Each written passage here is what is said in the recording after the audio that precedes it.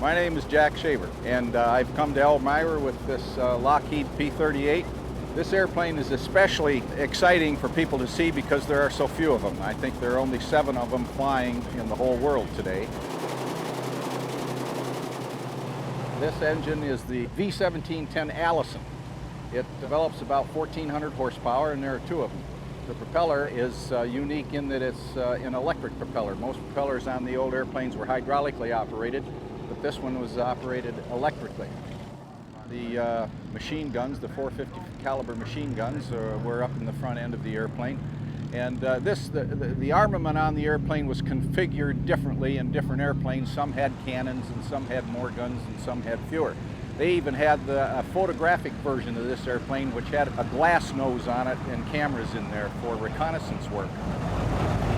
As we go back along the tail boom of the airplane, you'll see these different bulges sticking out here. This great big one houses the radiator for the coolant. The engines in the airplane are liquid cooled, and there's a radiator on each side of the boom. And the amount of air that flows through the radiator is controlled by this door, which opens automatically and closes as the temperature of the engine requires.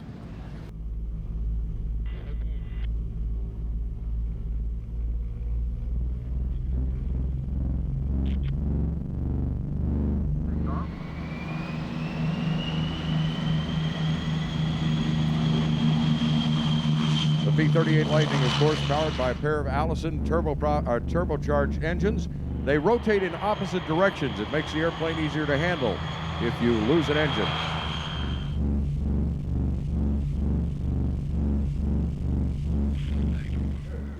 You don't see many of those because there are only about 6 or 8 flying.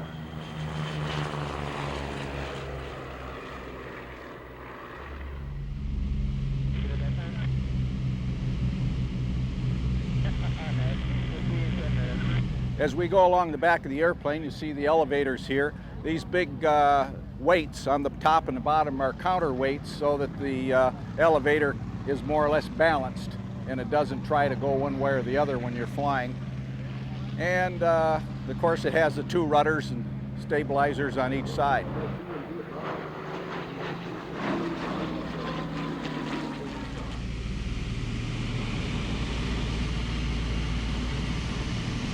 People often ask when they walk up to the airplane, how in the world do you get on and off the airplane without a ladder? Well, there is a ladder here, and this lever right here actuates it.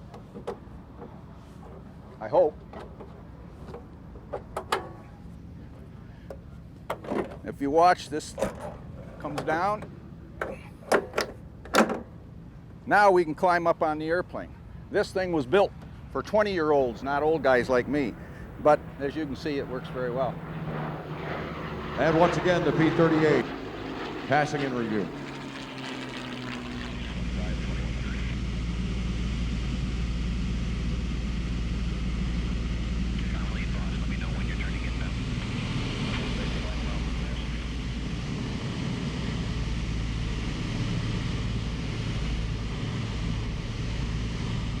One of the things that's unique about this cockpit, aside from its size, which is huge by fighter airplane comparisons, is the fact that it has a column rather than a stick. It takes a little getting used to, but as you can see, it's a very, very large cockpit as compared to, say, a Mustang, which you sort of slip on. This one you just fall into and hope you don't hurt anything. The throttle quadrants over here, we got throttles, we got prop controls, mixture controls, alternate air control, trim tabs, gear lever, fuel selectors, and the rest is pretty standard. One disadvantage of it is that you don't have a lot of visibility when you're sitting in the cockpit. As you can see, the ground is pretty much blocked off to your vision unless you bank the airplane or point it down. But it is a very unique airplane and a lot of fun to fly. You know, when you're flying one of these things, I have relatively little time in this airplane. I've got a lot of time in different kinds of airplanes, mostly the Mustang, but when you get into something different like this, you really don't think about the rarity of it, except you consider the unique aspects of the airplane. You worry about everything operating as it's supposed to, especially when you got 2 engines to worry about, and you worry about what you're going to do if you have an emergency pop up, how you're going to handle that. But when you get settled down and cruise along and look around, you realize really how lucky you are, because there are so few people that have the opportunity to fly one of these airplanes that are so important and so prominent in our heritage. Pilots come up to the airplanes and say, boy, and they'll kick the tire and smile and say, this was a delight to fly and have a lot of fun. Hi, I'm Milt Wheeler, and that's me in the middle of this picture with two of my wingmen, one from Kansas City and one from White Lakes, Wisconsin. And I flew this airplane during 44 and 45, and it's a beautiful airplane. Lovely to fly, quiet, very dependable. One thing nice about it, you could come home on one engine. This is the first time I've seen a 38 since I left the service in 1945, and it's quite an airplane. But the people who really, that come up and really get emotional about these airplanes, the 38 and the 51, they're the bomber crews that these airplanes were designed to protect on their bombing missions. And those guys really get emotional. They say, if it wasn't for this airplane, I wouldn't be here today.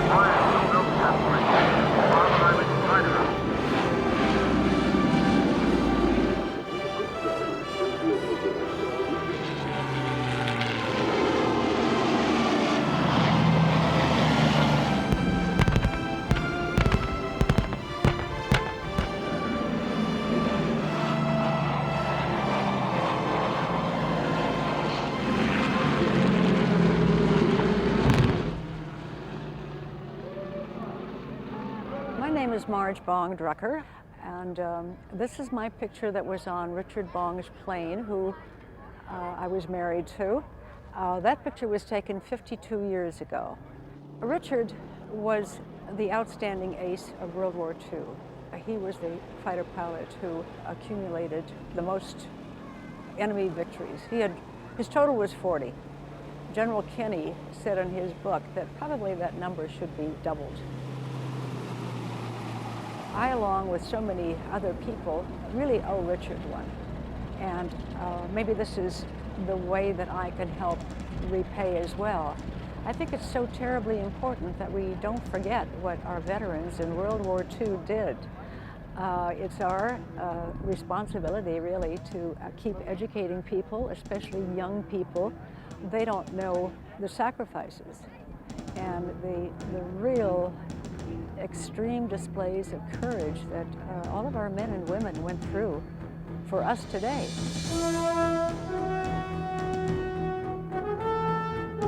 If we don't remember what it cost and what it took and what is necessary for freedom, I think we're destined to lose it. And I think that if we don't remember the past, it's going to repeat. It's very important that we remember how close we came to losing the freedoms we have today. As critical as we might be of this country and some of the things that go on, it's still the greatest country in the world, and it's that way because of the airplanes that you see here today. The warplanes were weapons of freedom. A gentleman from the press asked me how it felt to be operating one of these machines of destruction.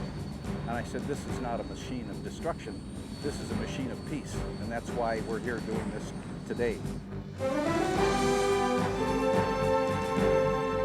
think it's imperative that we as warbird pilots and the keepers of these old airplanes, that we keep the memories of the people who flew them and the aircraft alive. So that's what we're trying to do here at the National Warplane Museum, is take this history that we're involved with and we love so much and put it out here to the general public. Bringing the airplanes to the people and the people to the airplanes. It's a labor of love, and I think it's good for the country and good for us.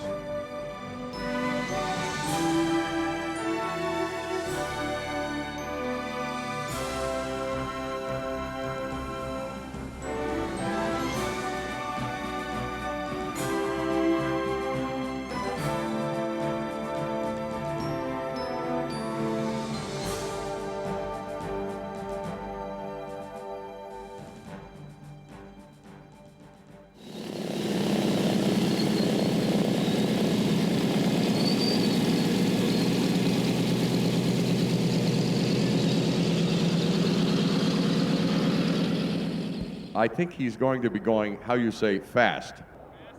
Yeah, he's right up around, oh my God.